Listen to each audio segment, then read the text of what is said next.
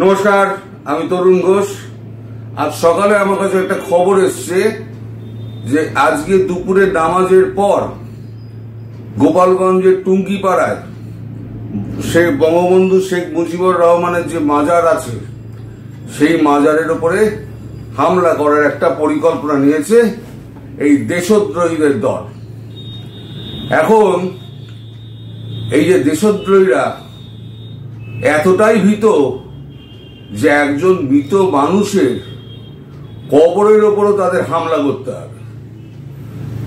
ভাই, আপনারা কি চাইছেন? বাংলাদেশকে আপনারা একেবারে মৌলবাদীদের একেবারে পীঠস্থান বানাতে চাইছেন, দিয়ে আপনারা শান্তিতে থাকতে পারবেন? আপনারা কি মনে করেন সারা বিশ্ব আপনাদের পাশে এসে দাঁড়াবে?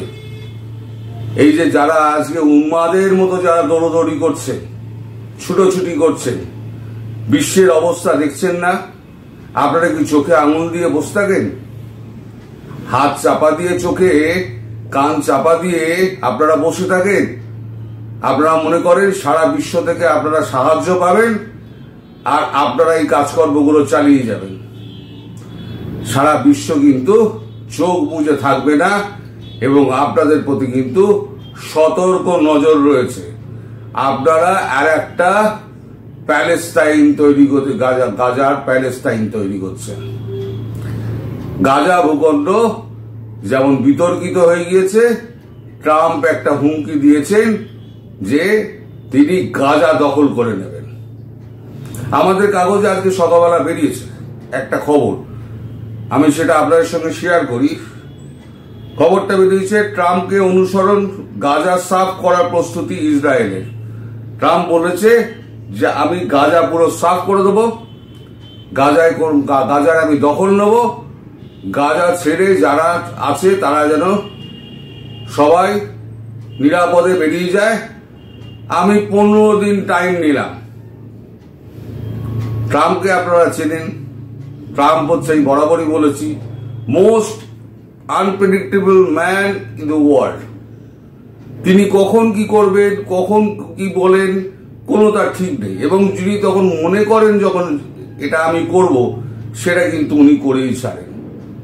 যদিও আমাদের জাতিসংঘ এরা একটু আপত্তি জানিয়েছে, কিন্তু ওই জাতিসংঘকে ট্রাম্প পকেটে পুরে রাখেন।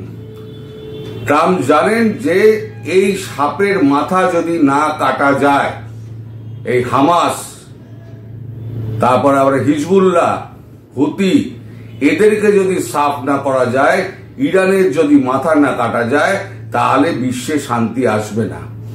সেই তালিকায় এখন আপনারাও পড়ে গিয়েছেন এবং ট্রাম্পের চোখে কিন্তু আপনারা এখন একটা মৌলবাদী রাষ্ট্র। আপনারা একটা জাতিকে খতম করার জন্য একটা পরিকল্পনা নিয়ে এগোচ্ছেন। সেই পরিকল্পনাটা কিন্তু সিআইএ পুরোটা ট্রাম্পের টেবিলে দিয়ে দিয়েছে। গতকালকে আমার কাছে খবর এসছে রাত্রিবেলা। আমি ভেবেছিলাম রাতে একটা ভিডিও করবো, তারপর দেখলাম না, অনেক রাত্রি হয়ে গেছে, 10:30 বেজে গেছে, আর কখন ছাড়বো। আমি ভাবলাম সকালবেলা ঘুম থেকে উঠে আমি এই খবরটা করে দেবো। কিন্তু এই যে মাজারের ওপরে হামলার যে পরিকল্পনাটা, সেই খবরটা আমি আজকে সকালে পেলাম। সুতরাং যদি নেটওয়ার্ক ঠিক থাকে, টুঙ্গিপাড়ার মানুষজন যারা আছেন, গোপালগঞ্জের মানুষজন, আপনারা কোমর বেঁধে মাঠে নামুন। এই আক্রমণকে আপনাদেরই প্রতিহত করতে হবে। ওদের বুঝিয়ে দিতে হবে ওরা যা খুশি তাই করবে, এটা কিন্তু চলবে না। ওদেরকে উচিত শিক্ষা, মারের বদলে মার, এছাড়া কোনো উপায় নেই। যদি কেউ আপনার গালে এক চড় মারে, গান্ধীর নীতি এখন মানলে চলবে না যে দুগাল বাড়িয়ে দেবেন, আপনাকে দুগালে মারতে হবে, তবে এদের শিক্ষা হবে। তো যাই হোক, এখন ট্রাম্পের যদি বাতায় ঢোকে যে আমি এখন বাংলাদেশের দখল নই, ঢুকতেই পারে। এই 13-14 তারিখের যে বৈঠক না, এই বৈঠকটা কিন্তু খুব একদম সাংঘাতিক বৈঠক। তখন যদি ট্রাম্প যদি একটা প্রেস কনফারেন্স করে বলে দেন যে আমি বাংলাদেশের দখল নেব, এবং ভারত বাকি কাজটুকু করবে বাংলাদেশ আমেরিকার সঙ্গে হাত মিলিয়ে। এবার যেমন ইসরায়েলে যেরকম পাঠানো হচ্ছে,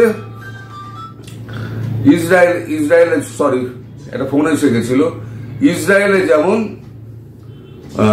নেভি সিল পাঠানো হবে 15 দিন বাদে এবং কমান্ডো বাহিনী পাঠানো হবে, তেমন যদি বাংলাদেশে পাঠানো হয়, এদিক দিয়ে ইন্ডিয়ান ফোর্স ঢুকলো, যেটা ইসরায়েল করছে।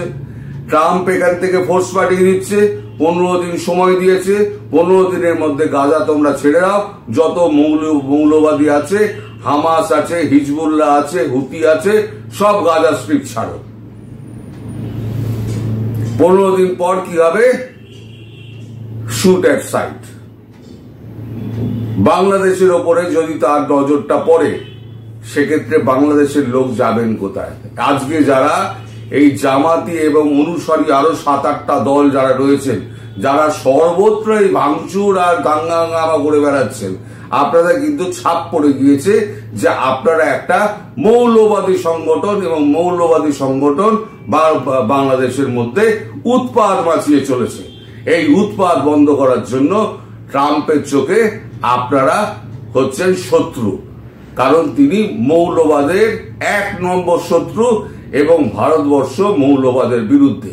সুতরাং দুটো শক্তি যদি একসঙ্গে হয়, বাংলাদেশের এক শ্রেণীর মানুষ কিন্তু নিশ্চিহ্ন হয়ে যাবেন। এটা একেবারে নিশ্চিন্ত থাকুন আপনি। তার আগে ভারত যা যা করার তো ভারত করে রেখে দিয়েছে, শুধু পরিকল্পনার বাস্তবায়ন যেটা হবে সেটা হচ্ছে ওই 13-14 বৈঠকের পর। যদি দুই নেতার মধ্যে সহমত হয় যে বাংলাদেশের জন্য এইটা করা উচিত হবে, তাহলে পরে আমি বলবো যে আপনাদের পক্ষে কিন্তু খুব দুঃসংবাদ আছে। আপনারা এখনো ঠিক হন, আপনারা এখনো সুমতি আপনাদের জাগুক, আপনারা শান্ত হন। এই দাঙ্গা হাঙ্গামা, মারপিট, গন্ডগোল এই সমস্ত কিন্তু বন্ধ করুন। যদি বন্ধ না করেন, পৃথিবীর কাছে যদি একটা বার্তা না দেন, তাহলে কিন্তু আপনাদের কপালে কিন্তু অশেষ দুর্গতি আছে। এই দুর্গতি কিন্তু আপনারা সামলাতে পারবেন না। পৃথিবীর কোন দেশ আপনাদের জায়গা দেবে? পৃথিবীর কোন দেশ আপনাদের জায়গা দেবে না। অবৈধ অভিবাসীদের তারা ফেরত পাঠাচ্ছে আমেরিকা, সেখানে ভারতীয় রয়েছে, সে নিয়ে প্রচুর বিতর্ক আছে। আমি সেটা নিয়ে দ্বিতীয় ভিডিও করব। আপনারা খুব লাফাচ্ছেন যে ভারতীয়দের ফেরত পাঠিয়ে দিয়ে, শুধু ভারতীয় না, সারা বিশ্বের এত পাঠানো হচ্ছে, আপনাদের দেশের লোককেও পাঠানো হবে। সুতরাং নাচানাচির করার কিছু নেই। আমাদের দেশের লোককে যেমন বেঁধে পাঠিয়েছে, আপনার দেশের লোককেও তেমনি বেঁধেই পাঠাবে, কারণ ওদের হচ্ছে অভিবাসন নীতির হচ্ছে, ডিপোর্টের নীতি হচ্ছে এইটা। আমাদের মতো ওই খাইয়ে দাইয়ে আপনাকে বর্ডার পার করিয়ে দেবে, এই নীতি কিন্তু আমেরিকান নয়। আমেরিকার নীতি আলাদা।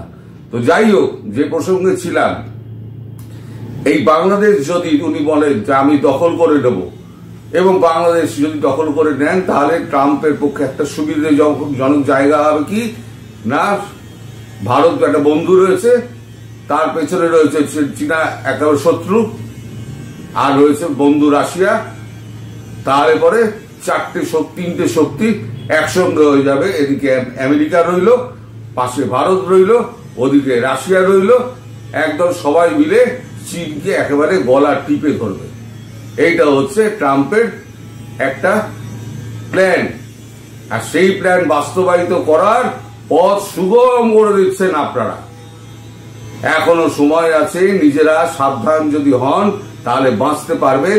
আদারওয়াইজ আপনাদের এই পৃথিবী থেকে বিদায় নেওয়ার কিন্তু টাইম কিন্তু এগিয়ে আসছে।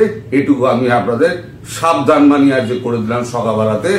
আপনারা সবাই সুস্থ থাকবেন, ভালো থাকবেন এবং সাবধানে থাকবেন। আশা করি আপনাদের শুভকিও জানবেন। নমস্কার।